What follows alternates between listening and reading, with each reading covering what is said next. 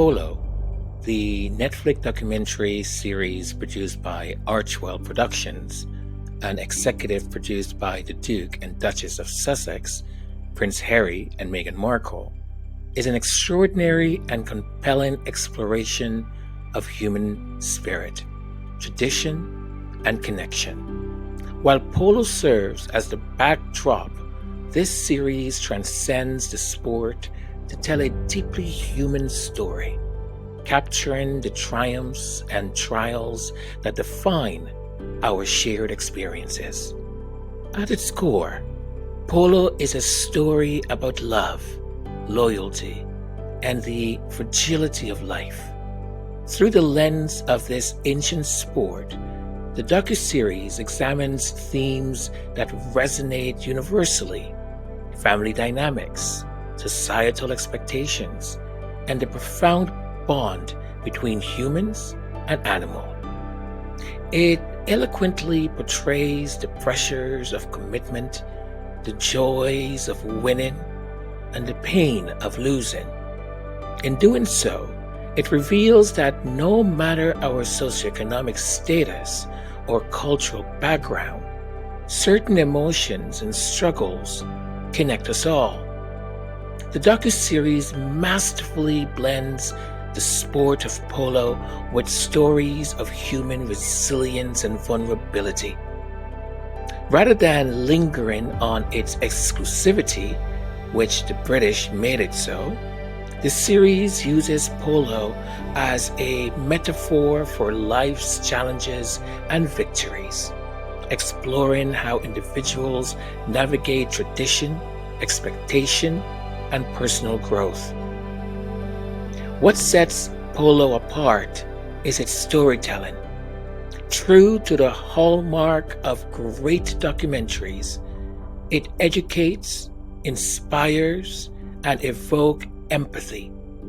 The series seamlessly interweaves historical context with personal narratives, drawing viewers into a world that is at once specific and universally relatable. Within the first 15 minutes, you are captivated, not by the sport itself, but by the profound human stories it starts to frame. The production is polished and cinematic, with breathtaking visuals of the sport juxtaposed against intimate, emotionally charged moments. The pacing is meticulous, ensuring that each story unfolds with the depth and nuance it deserves.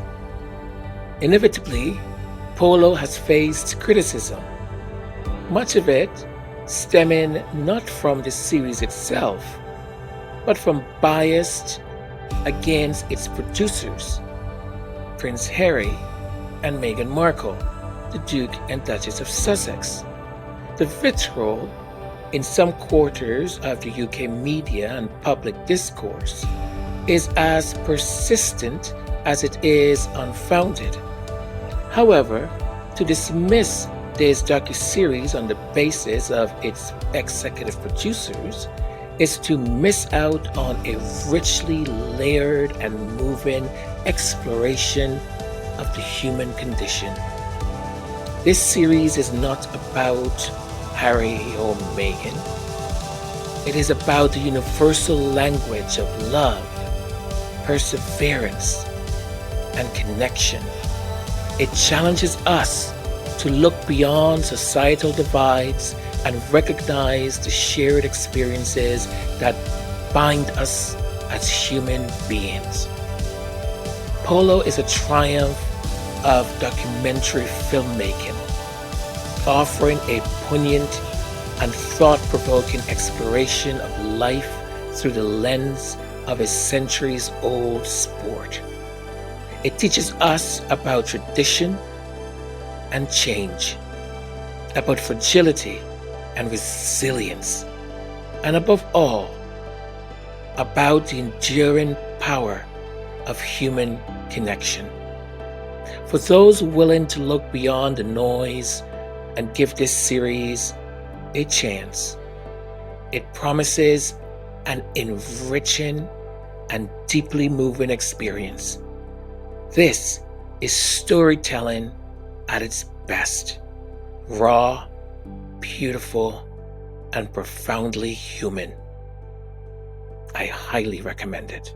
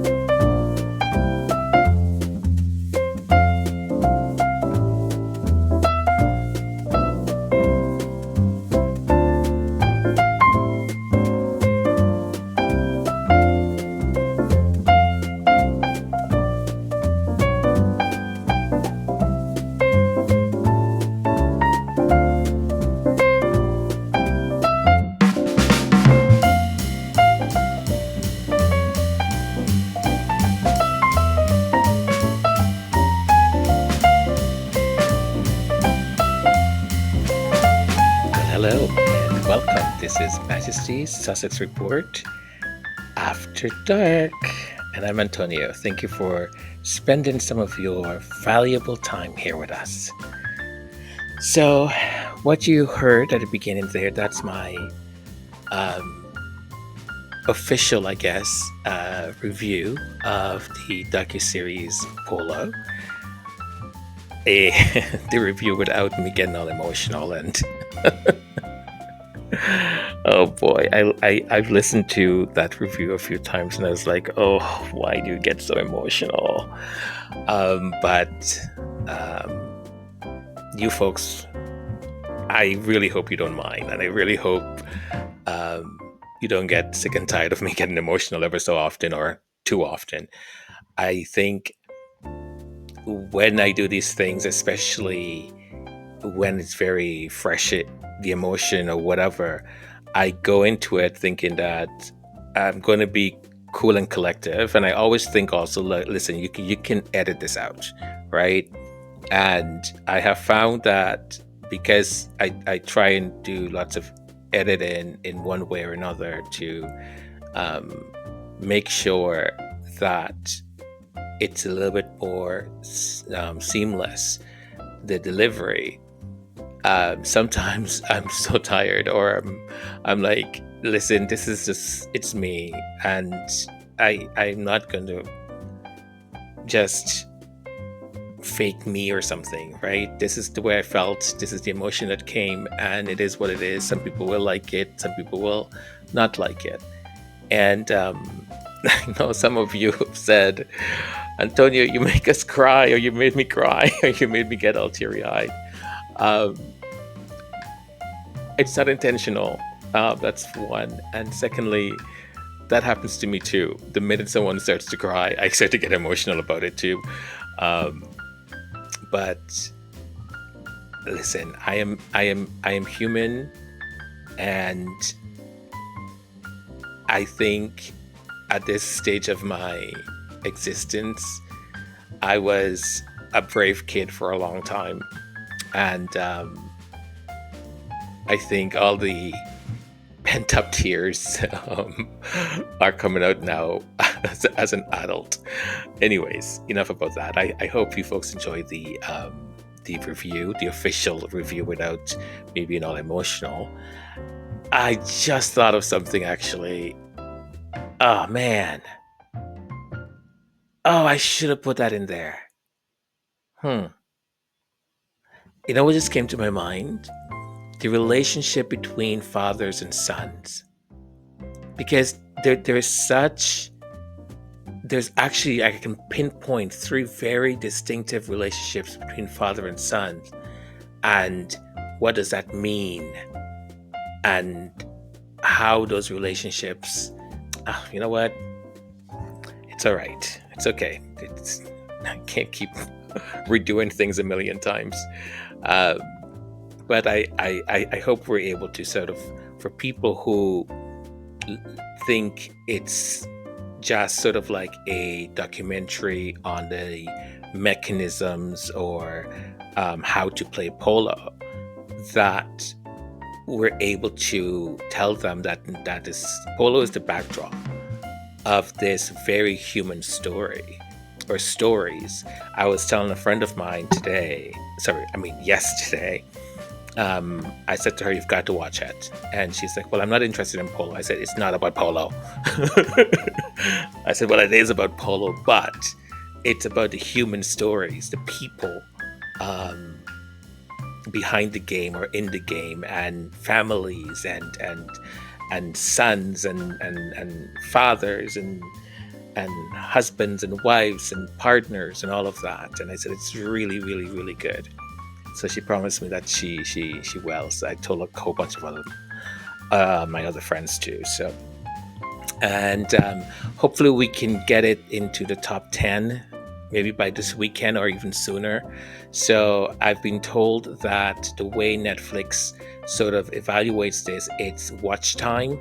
So if you've watched it once, you've watched it a second time, like I have, fantastic. But if you can just have it on playing, right, while you're doing whatever you're doing or running errands or you at work or something, that helps because then it starts to score more time, and the greatest amount of time of watch time it accumulates, it then drives that rating up and puts it into that top 10. So hopefully we can do that. I've had it running now, I think 4 or 5 times. I've just put it on and let it run, and hopefully, each one of us can do our part for the people who have Netflix, of course. All right, so yesterday, all intentions, I got up and I had in my mind what I would do for the episode. I got a message, and I called my parents because they messaged me and said, "Are you up? Give us a call." And so I called them, and they're like, "So what are your plans for today?" So I told them, I said, "Well, this is what I've got planned." And they're like, "Oh, okay. Well, we're on our way to come pick you up because we need some help." And I was like, "What?" So I spent the day with my parents, which was wonderful. Um, but but it was so hilarious because I think I told you folks, like like my leg is all swollen. I think I twisted my ankle or something. Every time I try to work out a little bit extra, something always happens to me. I think it's fate or destiny telling me that I should like cool off and just take it easy. So my one foot and leg is all kind of swollen up, but it's not hurting. Um, so I said it at some point of the day. I said it's a limp because like I was on my feet a lot and with my parents, and it started to be uncomfortable, especially with it being swollen. And my mom is like, "What's wrong with you? What's going on?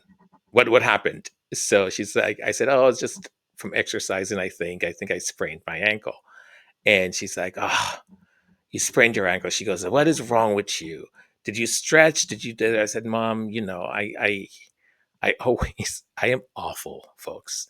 I do not stretch before working out, and I always end up with some kind of injury, which I need to stop resisting stretching or warming up before exercising." I think fate and destiny is trying to tell me something more than once, because that happened with me with my knee, and for a long time I wasn't able to work out because I had injured my knee really badly. So then my mom gets upset because she's like, "We shouldn't have called you. Why didn't you tell us that this had happened? We have you across the city, all over the place, coming with us to help us with this stuff." And I was like, "No, it's fine." She's like, "Let me see it. Let me see it." And I'm like, "Mom, we're in the middle of a store. Can you please not do this right now?"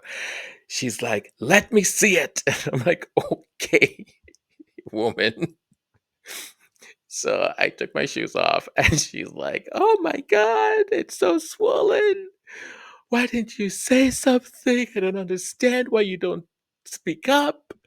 And I was like, "Mom, I'm okay. Like, it's all right." She's like, "No, you're not. You're limping." And like, I'm like, "Oh, baby Jesus." So then she takes off on my dad. She's like, "I told you we could do this by ourselves. Why did you had to call him, message him?"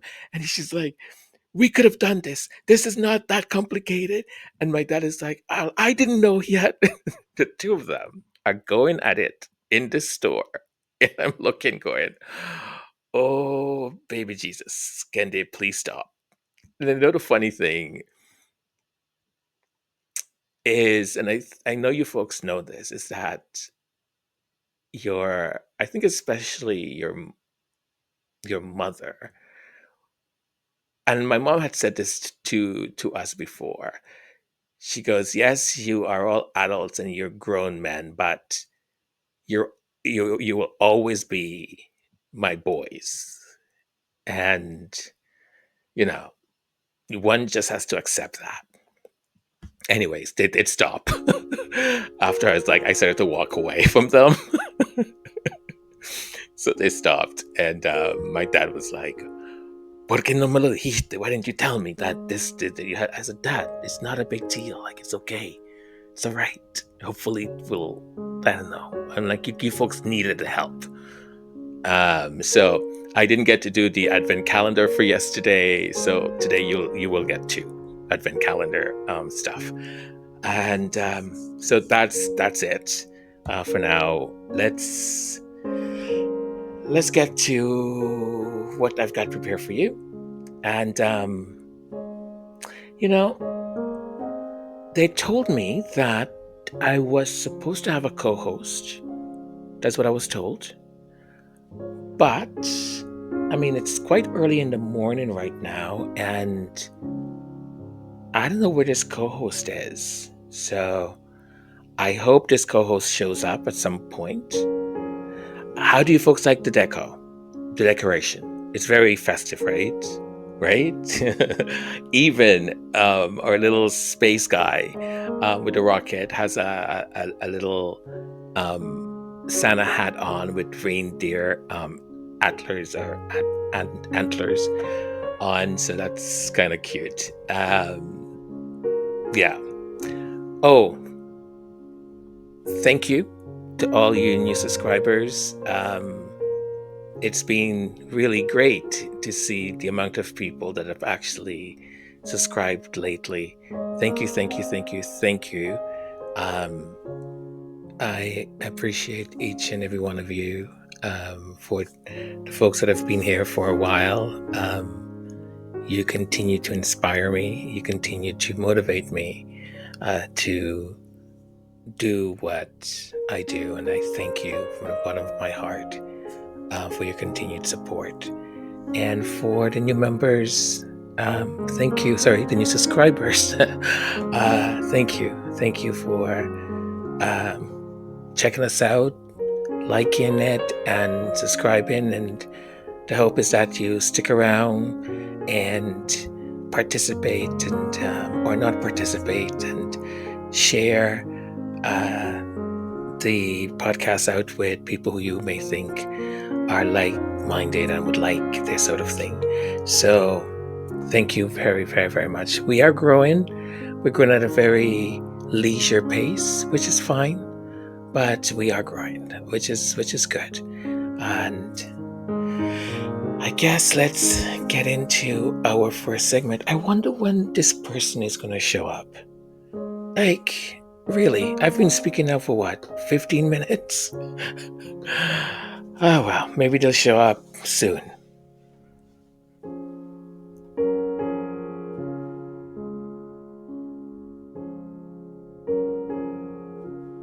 Santa Claus coming to town. Santa Claus coming to town.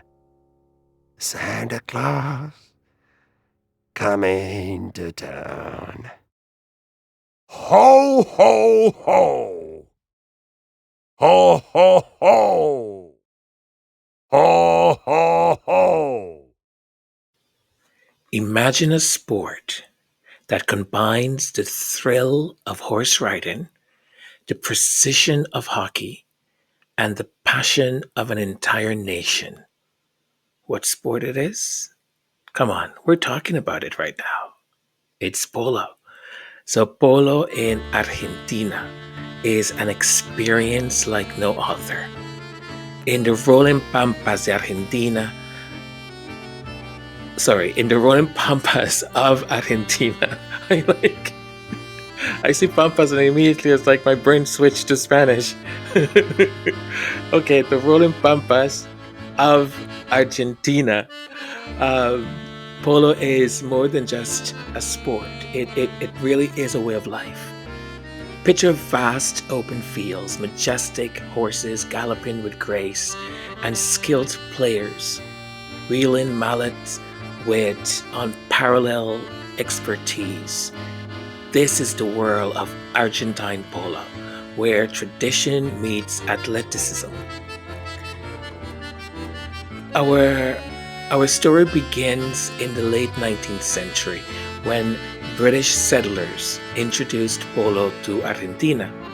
The vast expanses of the Argentine landscape proved perfect for this equestrian sport.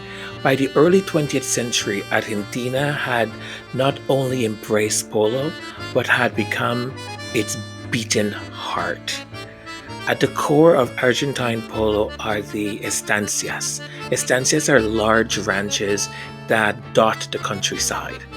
These estancias are more than just homes.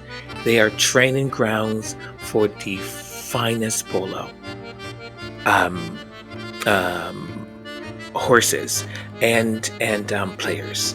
Families dedicate generations to breeding horses and owning their polo skills, transforming this sport into an an into an art form. Uh,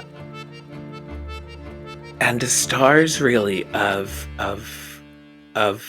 polo, if you really think about it, are the what's called the Argentine polo ponies. Um, these are really horses, right? But they're called ponies because at the beginning, polo we used to be played on ponies. These horses are a unique blend of speed, agility, and stamina. Bred specifically for polo, they are not just animals. They're partners, showcasing a bond with their riders that is deeply ingrained in Argentine culture. Polo is sort of a social affair in Argentina. Um, imagine a sunny afternoon. Friends and families gather around the field, sipping on yerba mate and watching the game unfold. The atmosphere is electric, filled with cheers, laughter, and the rhythm of thundering horse galloping. It's a scene that brings communities together, celebrating both the sport and their heritage. Argentina is one of the most powerful countries when it comes to the sport of polo worldwide. Argentine players dominate the global stage with legends like Adolfo leading the way. Their influence extends beyond borders, spreading the Argentine style and spirit of polo to every corner of the globe. One cannot talk about polo in Argentina without mentioning the Argentine Open, held annually in Palermo, Buenos Aires. This prestigious tournament draws the best players and horses from around the world. turning the city into a hub of excitement and, and, and prestige. Um, winning, winning there is akin to achieving the pinnacle of polo greatness. As we look to the future, polo in Argentina continues to evolve. Modern training techniques, international collaborations, and a new generation of players ensure that the sport remains vibrant and dynamic. Yet, it never loses touch with its rich heritage and the traditions that have shaped it. So next time you think of polo, remember the vibrant fields of Argentina, the passionate players and the majestic horses. It's not just a sport, it's a testament to the spirit and culture of a nation that has made polo its own. It's absolutely incredible. Incredible. Come here, let me talk to you all real quick. When you see me out, that's where I am. I'm not going anyplace else. You're like, Rashonda, well, where are you going? To Target? To Kroger? That's where I am, overdressed. Okay, I'm a Leo, honey. I cannot help it. You will see me at the flea market in a full-length fur. It don't matter, okay? I'm not waiting on a special occasion because I woke up this morning. That's my special occasion, and I'm putting it on. I need y'all to get with it, okay? All right. Come here. Those are facts. Those are facts. The woman is speaking facts. That's all I'm saying. Now we really can't just talk about las estancias in Argentina, the countryside of Argentina, and not talk about El Gaucho. Okay? Now, I don't expect all of you at once to start calling your travel agent and booking tickets to Argentina to go hang out in the countryside. The only person who's allowed to do that is Church Nelly. And then maybe one at a time, okay? All right, so let's get into El Gaucho.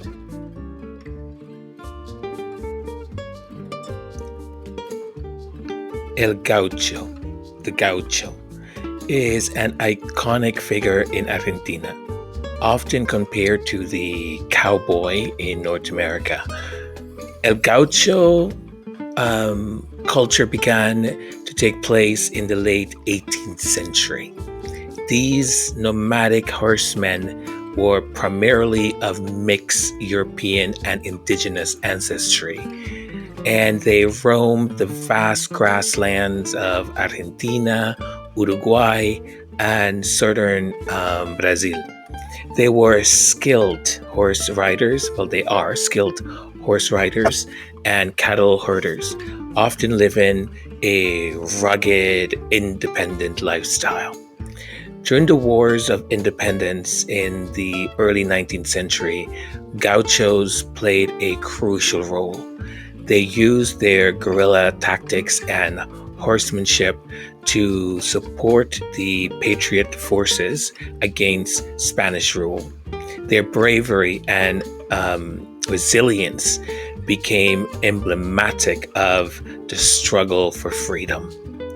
After the wars, gauchos settled on the fertile Pampas region, where they worked as cattle herders and performed various tasks on large estates called estancias. They wore distinctive clothing, including bombachas, which is sort of like a baggy trouser, panchos, and a wide sort of brimmed hat. They carry tools like el facón, which is a knife, and lasso, which is like a, what's lasso in English? Like a whip. Um, okay, calm down, people. um, essentially these are tools that they use for their work. By the late 19th century, gaucho culture began to decline due to industrialization and the introduction of new technologies. Many gauchos moved to urban areas in search of work, but some continued their traditional lifestyle. Today, gauchos are celebrated as cultural icons, and their traditions are preserved through festivals, music, and literature. The gaucho has left a lasting legacy on Argentinian culture. Their stories and ways of life are immortalized in literature, such as Jose Fernandez' epic poem El Gaucho Martín Fierro and Ricardo Guralde's novel Don Segundo Sombra. Um, the gaucho remains a symbol of Argentina's rural heritage and national identity. And even though, like, the vast amount of gauchos, the amount that used to exist before, don't anymore. But in the rural areas, a lot of the what in North America we call cowboys or whatever, um, they still consider themselves gauchos, and they are the descendants of gauchos. And it's a whole culture, it's a whole way of being. And they're asados. Asados is sort of like, and you saw it in one of the other slides I had. Just it's like a barbecue, and they put all this meat and stuff, and it's just so delicious. Like, Argentina, Argentina. It's just really, really great. It's such a incredible part of their culture and lifestyle. So there you go, El Gaucho.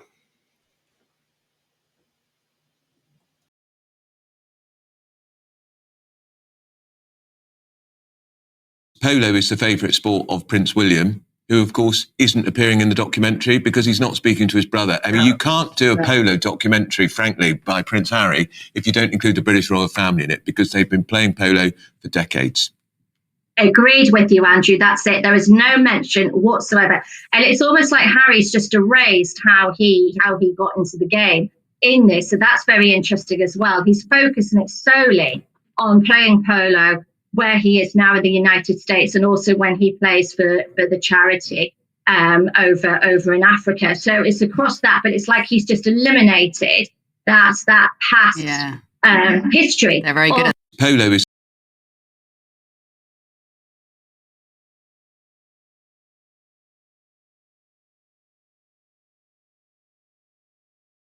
media are legit bitter ass exes. How you make a whole segment about Mother and Daddy Sussex having their documentary, their Polo documentary that was recently released, and are mad because Mother and Daddy Sussex spoke nothing on that family over there.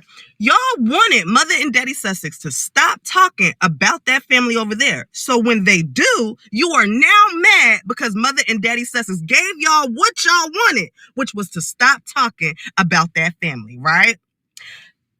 Then you go on to say, this could have been an extended olive branch by Mother and Daddy Sussex.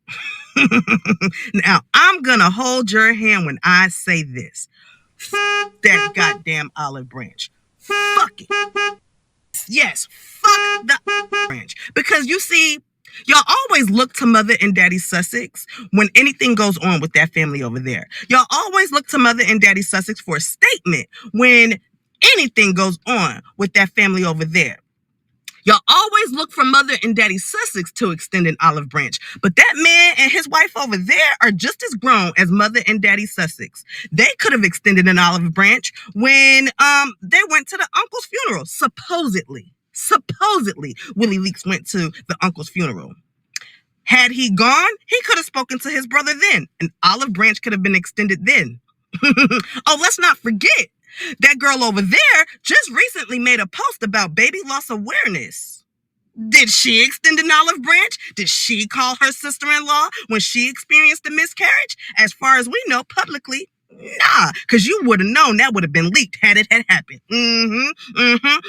See, y'all be wanting Mother and Daddy Sussex to play the game with y'all, but y'all are mad because Mother and Daddy Sussex have boundaries. They are no longer being your punching bag. And then y'all wonder why y'all are iced out. Y'all wonder why Mother and Daddy Sussex have no type of trust in y'all. You have literally verbally and mentally abused this couple to the point where they had to up and leave. And yet you want them to talk about the very same thing that you've been sitting here blabbering about for 5 years for them to stop talking about. Make it make sense. Man, olive branch. Y'all have a good day. I could not have said it better. No, I'm not even joking. Like, I could have not said it better. Brava, brava, brava. Absolutely. These people are just. Oh boy. I can see how they can drive anyone crazy, absolutely mad. They they've got problems. Lots and lots of problems. But anyways, let's end this episode on a more happier tone. Um so this wonderful picture surfaced uh of our lovely princess, lovely Duchess of Sussex, looking wonderful in pink. And my understanding is that it's with Marcus Anderson at Samantha Stone's baby shower. Samantha is the chief membership officer at Soho House and works alongside Marcus, who is also a senior executive. Isn't that wonderful? Just absolutely great. Another another picture that I've got here is Prince Harry, who's just this stuff gets to me. It really does. Prince Harry has joined over 280 bereaved military children and young people in a virtual Christmas party. The former Apache aircraft commander shared a special message with the children at the event hosted by Corporal Scotty. Man, it's just, when I don't want to say anything. I really don't want to say. I don't want to spoil it because this is what you want to put out in the world. This is the stuff you want to do. This is the stuff that your soul, your heart calls for, not what other people decide to do. And it's so sad, so sad. I continue to be in admiration with the Duke and Duchess of Sussex. And I am so overjoyed to see them just in their era of joy and happiness. And just, I think, making that decision to say, okay, we're done. We're done. Now let's move forward and live our lives. We're done. I am so, so very proud of them. And yeah, let's move forward, people.